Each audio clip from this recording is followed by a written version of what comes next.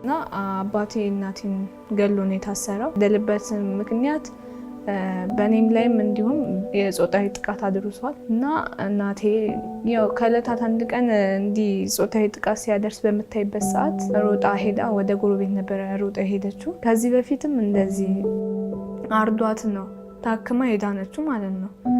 ሆስፒታል ሄዳ ታክማ እሱ ታስሮ ተፈቶ ነው ከእንደገና ይሄን ድርጊት የገደላት ማለት ነው።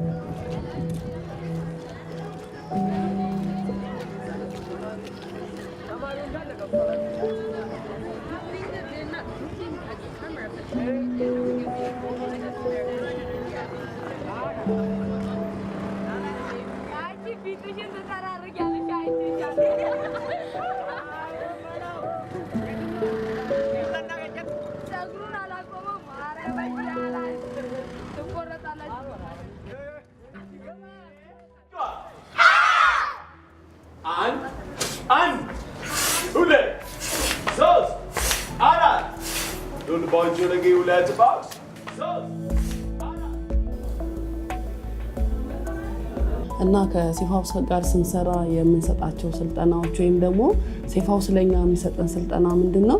እንዳልኩሽ እኔ የምሰራው የስራ ሂደት በሴቶችና በህፃናቶች ጥቃት ላይ የሚደርሰው ቀድሞ እንክብካቤ ወይም ደግሞ ቀድሞ ወንጀል እንዳይሰራ። እኔ ተምሬ ዶክተር ነው መሆን የምፈልግበት ምክንያት ደግሞ ሰዎችን ለመርዳት ነው። እንደዚህ እኔም ያለፍኩት ነገር ስለሆነ እንደዚህ እጣ ፈንታ የገጠማቸውን ሰዎች መርዳት ምኞቴ ነው።